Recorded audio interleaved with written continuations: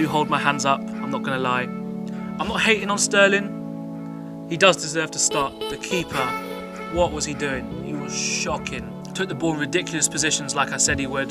Warren.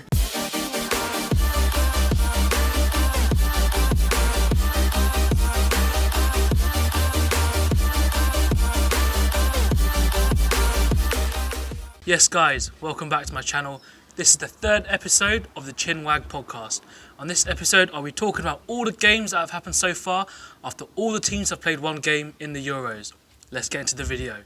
So, the first game was held in Rome between Italy and Turkey. What I thought Italy dominated the game. I thought they did really well. The goal scorers were Demiral scored an own goal, unfortunately for him. Immobile scored and Insigne scored. Immobile, that was his first goal in a major tournament for Italy, and I thought Insigne played really well too. Unfortunately for Demiral, who plays for Juventus, he scored an own goal from a cross that he couldn't really do too much about, so I thought that was unlucky. But overall, I thought Italy did dominate the game, deserved to win. Burak Yilmaz didn't really have any support up the field. He was pretty isolated for the whole of the game. On the whole, Turkey were a bit disappointing at the back. They were okay defensively in the first half, but then they just kept getting pushed back and back and back by Italy's dominance of the ball. To be fair, Italy played so well. Jorginho, I thought, played amazing. He was very good in the game. I think he's one of their key players. He keeps the game ticking over for them. He controls the pace of the game. With Chiellini and Bonucci, you can't go wrong with those two at the back. I thought Chiellini was immense. That block he had, one of the shots with Turkey. Bonucci played well. Donnarumma didn't have much to do. But I thought Spinazzola from Roma, he was insane. Right foot, left wing back, he played very well.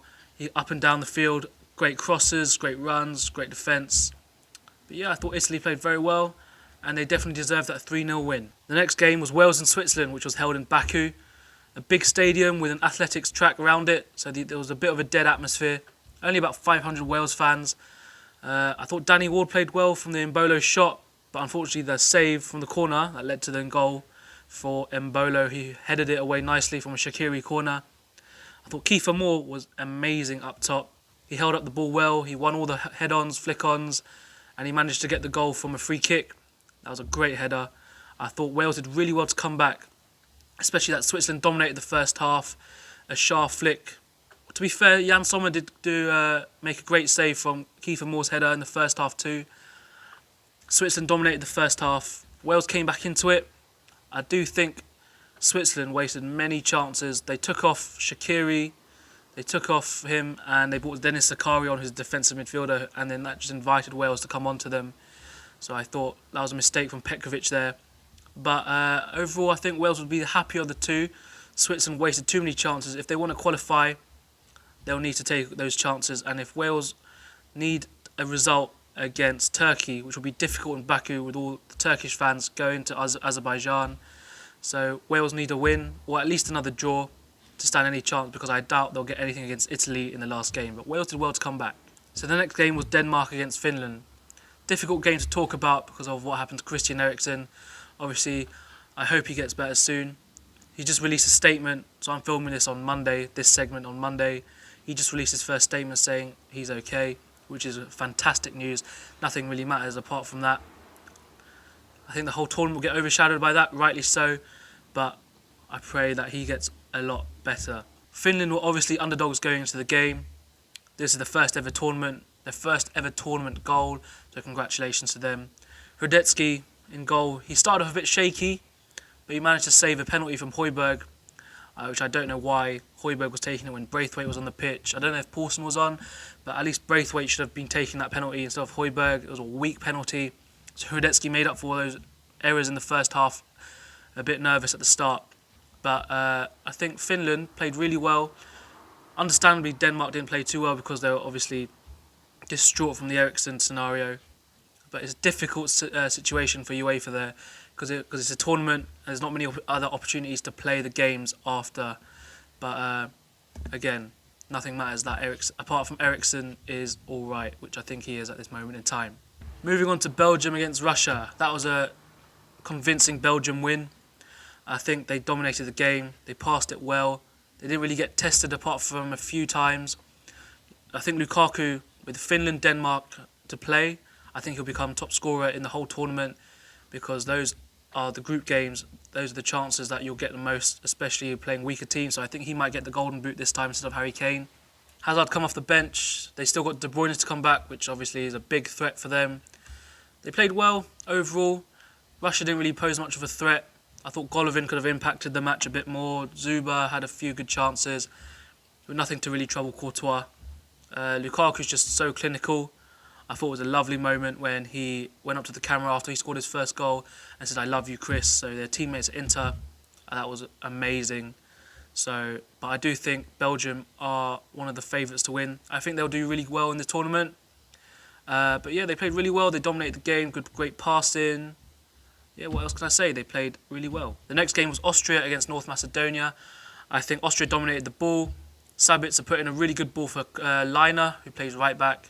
Alaba put in a whipping cross to Gregoric, and Arnautovic scored, which I saw his celebration was one of the angriest celebrations I've ever seen in my life. To be fair to North Macedonia, Goran Pandev scored.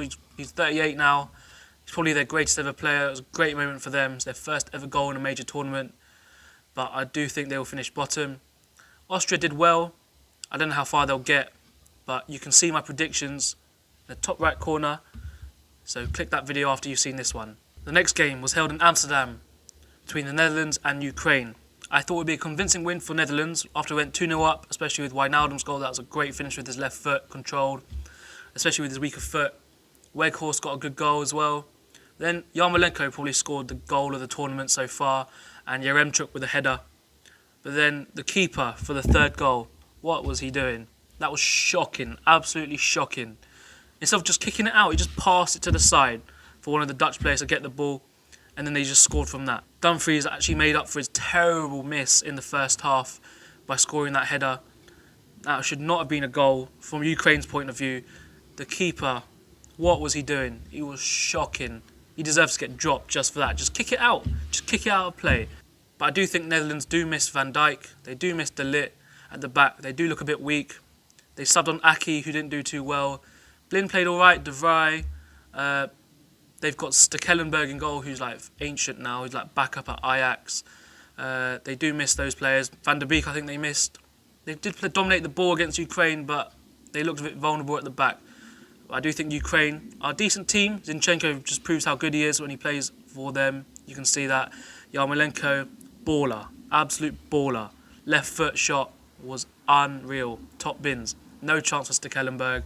But Netherlands, I think they'll miss Van Dijk and De Ligt going forward, especially when they play the better teams. Moving on to England against Croatia. It was a big game. Tense game. To be fair, I thought Croatia would control the game. We controlled the game. And Sterling did score, which he did prove me wrong, so I do hold my hands up, I'm not going to lie. But to those haters out there, Sterling, he didn't play well. You might say, oh, he did play well, he did play well. No, he didn't play well. He scored a goal, which is great. Sterling didn't play well, Kane didn't play well. But a player that I'd chosen in my starting 11, which you can click in the top right corner now, Phillips, he was unreal. Controlled the game, got the assist, took the ball in ridiculous positions like I said he would, Warren. So he was unreal. He deserves to start next game. And so does Sterling, to be fair. I'm not hating on Sterling. He does deserve to start the next game now after that goal. Especially that goal. If he didn't score, he probably wouldn't deserve to start. I thought Tyrone Mings played really well at the back. Trippier did well too. Rice and Phillips in the pivot. Double pivot. That was really well. They dominated the ball. Dominated the game. Modric wasn't really that effective. Brozovic, well, not too great either. Kramaric came off. Perisic had a few chances. But yeah, very happy with the win for England's first game. That puts us in a very strong position with Scotland coming next. While I'm filming this part of the video, Scotland and Czech Republic haven't played yet. So I think Scotland will get a draw.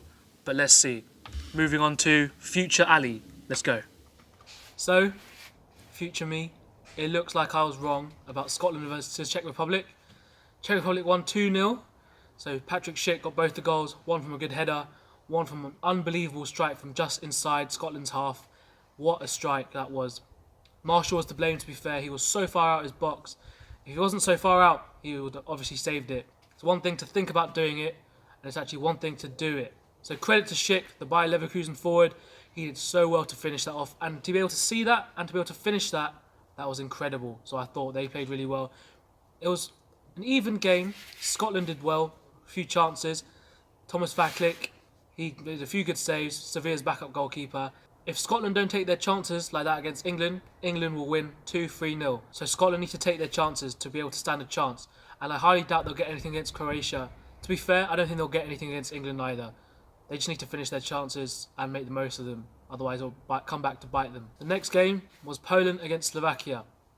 I thought this was quite a surprising game, really. Poland were very disappointing. Slovakia did play well. I thought Szczesny should have saved the first goal. It was near post, so he should have saved it instead of coming back off him and going in from the post. Linetti scored an equaliser, but then Koczoriak got sent off. 2 yellow cards, a bit sloppy from him and the whole Polish team really. They couldn't really get Lewandowski into the game like he does for Bayern. I guess because Bayern got a lot better players than Poland. But Milan Skriniar came up with the winner as a big win for Slovakia. One more thing, Hamšík's still playing. He's still rocking that mohawk trim. Credit to him, he's still captain. He's a driving force behind that team. So well played to them. Skriniar at the back, Dubravka as well. Pekarik at right back. Robert Mack, who created the first goal from Szczesny's own goal. But yeah, Slovakia played well. I think they'll do better than I thought, to be fair, but Poland were pretty disappointing. So hopefully they can improve for next game. Right, moving on to Spain against Sweden. I thought Spain would win quite convincingly. But I did say in my preview, they don't take their chances. They start with Morata. Obviously, they didn't score. I don't know why they didn't start with Gerard Moreno up top. He's the second top scorer in La Liga, just behind Messi. And he scored in the Europa League final against Man United. So I have no idea why he didn't start. I think the subs that Luis Enrique made were quite silly, to be honest. They should have brought on some pace, like Adama Traore, for example. That is the perfect player to bring on when you're chasing a goal.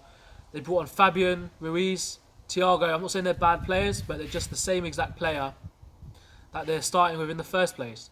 Marcos Llorente playing at right back. I know he can play there, but you might as well use him in centre mid where he's more useful. I'm pretty sure Azpilicueta can do a job at right back for them, so I don't know why you start with him. Or put Adama Traore there when they're chasing goal to run from deep and get crosses in.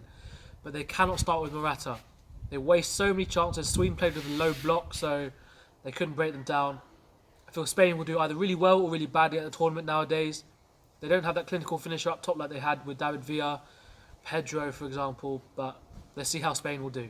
Penultimate game was Hungary against Portugal. Portugal dominated the ball like everyone would have expected them to. William Carvalho and Danilo controlled the game. They had Bruno, Bernardo, Jota to create chances for Ronaldo.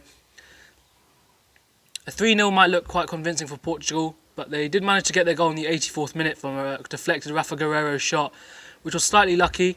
And Portugal got a penalty from Rafa Silva, who I don't know if it was a penalty, maybe not, but Ronaldo tucked it away nicely, and then Rafa Silva got the assist for the Ronaldo third goal where he dribbled past Gulaski and slotted it home.